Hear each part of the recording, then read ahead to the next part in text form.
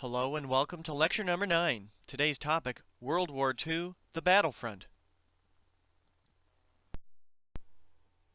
There are two primary themes to be addressed in this lecture. First, we'll discuss some background to the Second World War and American reactions to the fighting in Europe. Secondly, the lecture will explore the diplomacy and strategies developed by the Allied powers to defeat the Axis powers during the war. We will begin with some background to World War II. The prelude to the Second World War came with several acts of aggression undertaken by Germany under Adolf Hitler. Hitler came to power in Germany in 1933 at almost the same time Franklin Roosevelt did in the United States. He immediately rebuilt the German military and demanded living space for Germany, particularly in Eastern Europe. After securing German authority in Austria and Czechoslovakia, Hitler set his sights on Poland and invaded Poland on September 1, 1939. This began the fighting in World War II.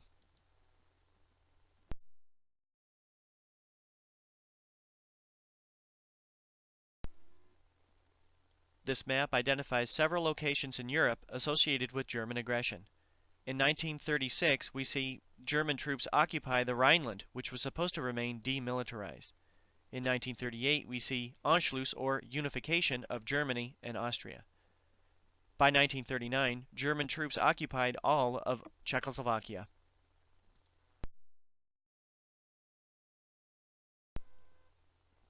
Following the German invasion of Poland, the French and the British declared war on Germany in 1939. By the following summer, the Germans had invaded France with its famous Blitzkrieg, and France fell within 6 weeks. The British now stood alone.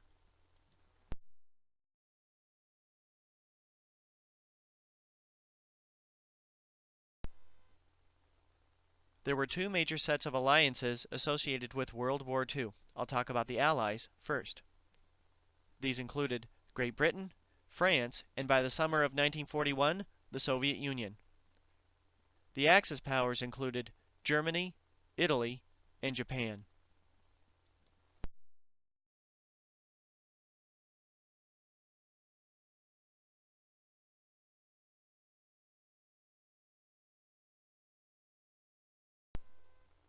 President Franklin Roosevelt declared American neutrality as the fighting began in 1939, and most Americans supported this stance. However, people became shocked as the fighting continued in the months thereafter. The United States then began to prepare for its possible involvement. This is probably best seen in 1940, when Congress implemented the first ever peacetime draft in U.S. history. By March of 1941, Congress had given the President the so-called Lend-Lease authority to lend or lease supplies to any nation he felt was vital to American defense.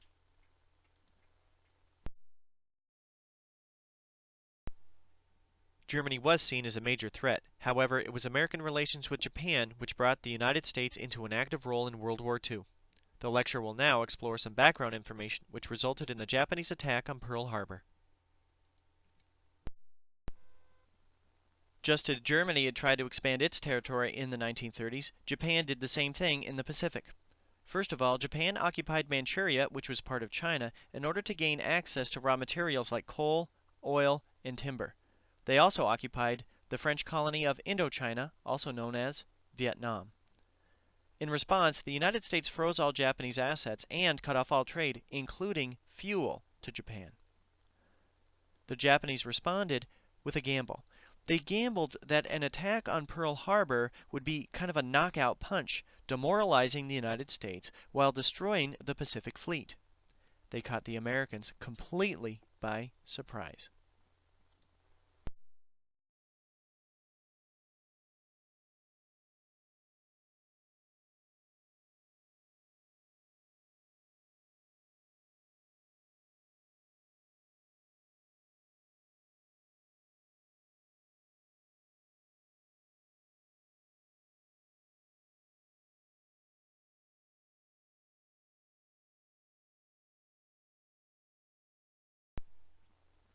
In late November 1941, a Japanese task force left Japan and maintained radio silence. Their goal was to attack the U.S. naval base in Hawaii. Ultimately, they were very successful, as is seen with these statistics on the left. However, the United States was lucky. It was lucky because 3 aircraft carriers were out on maneuvers, and those carriers would be the key to fighting a modern war in the Pacific. The Japanese had hoped that the United States might not recover from the attack, but instead it rallied support throughout the entire nation and completely united the American people in support of the war effort.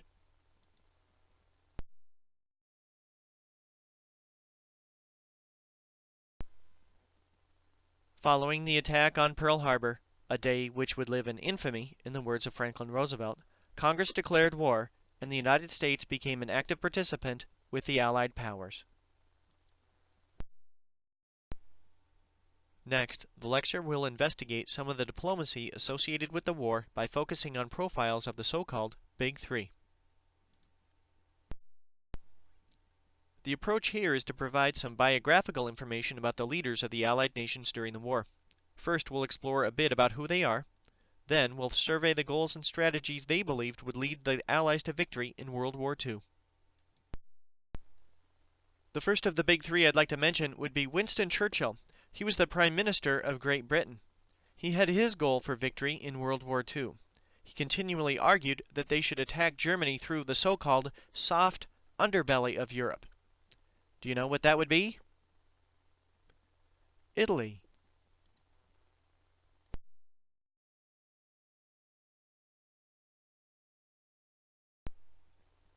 Churchill's argument was that German defenses were too strong in Northern and Western Europe, and so the attack had to come from someplace else.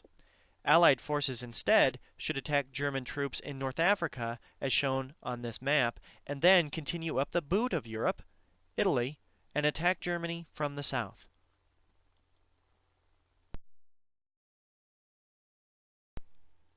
The second member of the Big Three was Joseph Stalin. He was the leader of the Soviet Union at this time. His goal was the creation of a second front in Western Europe, because the Soviets bore the brunt of Germany's attacks. The number of Soviet deaths outnumbered the deaths of all the Allied powers combined during the war, and so Stalin sought relief for his nation. Stalin was promised a second front early in the war, but it didn't come until 1944, which led to a lack of trust on Stalin's part.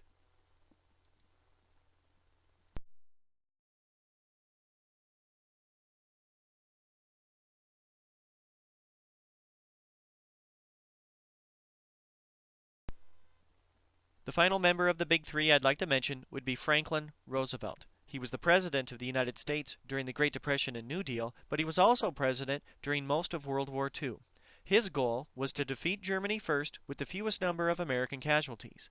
Now, the Japanese attack on Pearl Harbor had brought the United States into the war, but Hitler's Germany was seen as a bigger threat.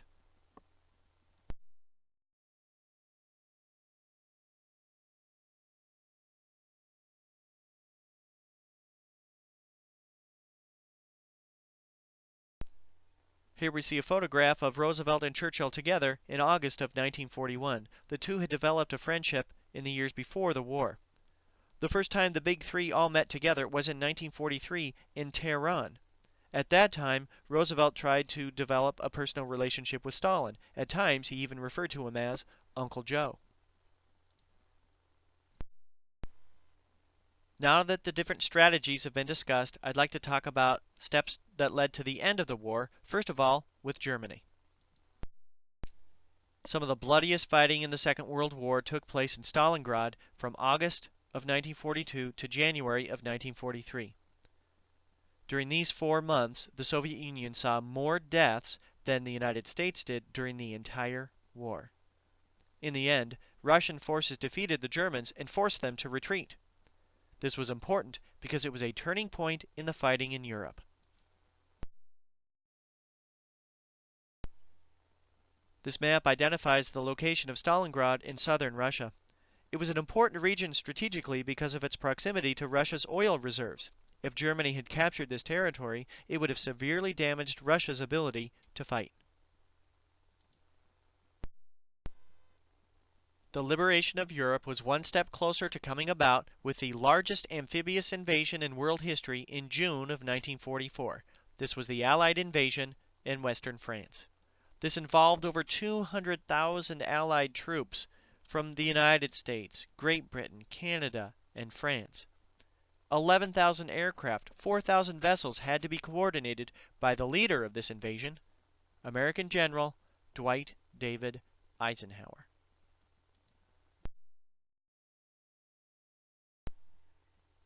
The red arrow on this map identifies the location of the D-Day invasion, Normandy, France. Finally, the second front that Joseph Stalin had been looking for took place. Once the beaches in Normandy had been secured, reinforcements followed.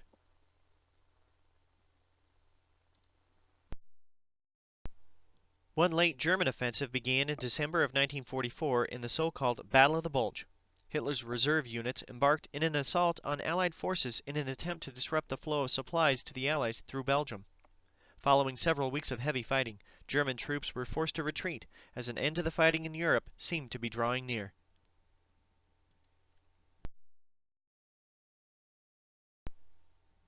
Possibly the most important wartime conference involving the Big Three took place at Yalta in February of 1945. The mood at the conference was very positive as the course of the war in Europe had clearly swung in favor of the Allied powers. Several important issues were discussed at the Yalta Conference as the Allied powers tried to decide what they should do following the defeat of Germany. First of all, free elections would be held after the war in Poland. Secondly, they decided that Germany would be occupied by the Allied powers. Third, the Soviet Union reaffirmed that it would join the war against Japan and declare war against Japan between 2 and 3 months following the defeat of Germany. Lastly, the Allied powers agreed that they would participate in the United Nations.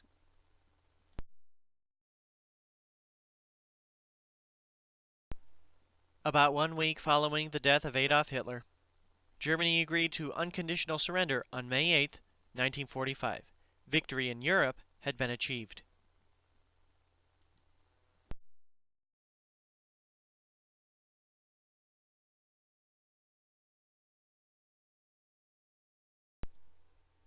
Next, we'll explore some of the steps which resulted in the defeat of Japan during the Second World War. Because distances were so great in the Pacific, the United States couldn't simply invade Japan. So instead, the United States adopted a strategy of island hopping. This involved American forces traveling from island to island in the Pacific as they got closer and closer to the Japanese mainland.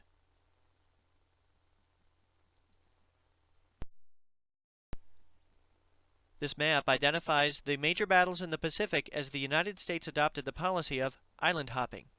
Beginning with Pearl Harbor, the United States seized strategic islands in the Pacific and then used them as bases to push closer and closer to the Japanese mainland.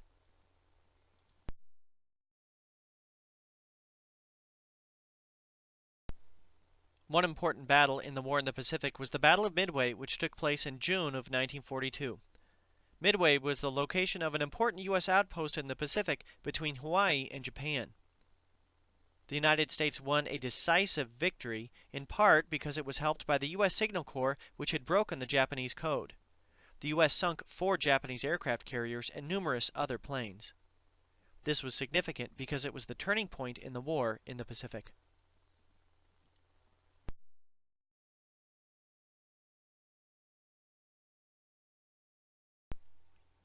The war in the Pacific was particularly bloody, as depicted in this painting by Tom Lovell.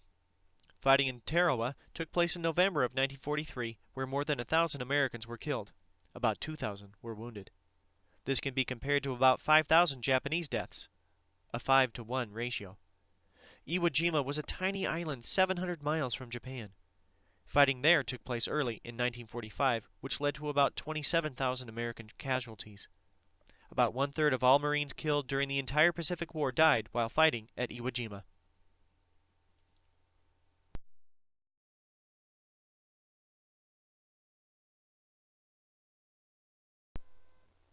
As the Americans drew closer to the Japanese mainland, the number of kamikaze attacks, or suicide missions, increased dramatically. In addition to this, the city of Tokyo was firebombed over 2 days in March of 1945. This left over 80,000 people dead, primarily civilians, Over 200,000 buildings were destroyed, as a 16-square-mile stretch of the city was targeted for destruction. Yet the Japanese continued to fight.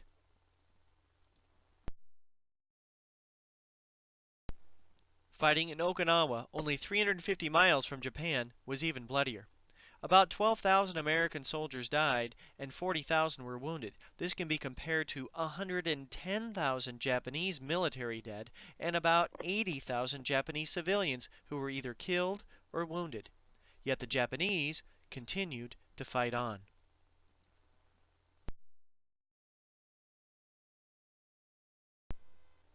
In April of 1945, Roosevelt was having his portrait painted in Warm Springs, Georgia.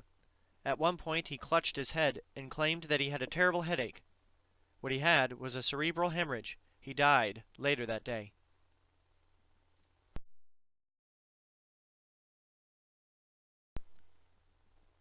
Following the death of Franklin Roosevelt, the vice president, Harry Truman, took over the reins of the presidency.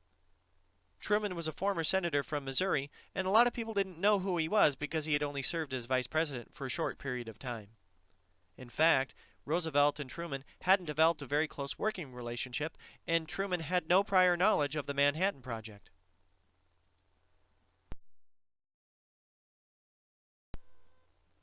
The Manhattan Project was a secret U.S. project to build an atomic bomb. It employed over 120,000 people in various parts of the nation and cost the taxpayers over $2 billion.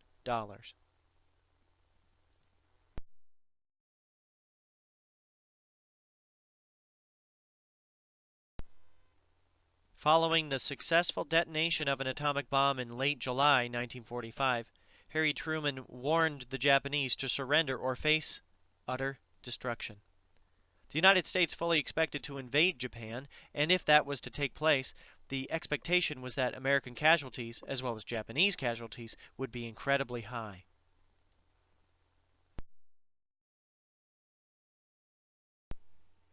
Because the Japanese refused to surrender, an atomic bomb was dropped on the city of Hiroshima on August 6, 1945. Immediately, about 100,000 were either killed or injured. Over the next several years, possibly as many as 100,000 more died as a result of the burns and exposure to radiation. 3 days later, on August 9th, a second bomb was dropped on the city of Nagasaki. Immediately, nearly 60,000 people were killed. Thousands more over the next several years.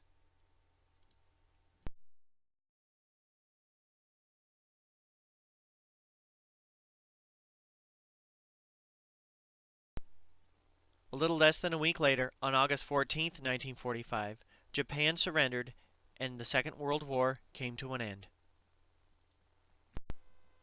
News of the Japanese surrender spread quickly, and here we see a spontaneous celebration in the streets of Hawaii in August of 1945. Now that we've studied some of the important concepts associated with World War II, we can review some of the main ideas discussed today. World War II was the most devastating war in world history, and by working together, the Allied powers were able to defeat Germany, Italy, and Japan. However, once that victory was complete and their common enemy was defeated, the alliance began to crumble, particularly as tension developed between the Americans and the Soviet Union. On another note, the use of the atomic bomb by the United States has been questioned by many since 1945. Was it justified? Why or why not?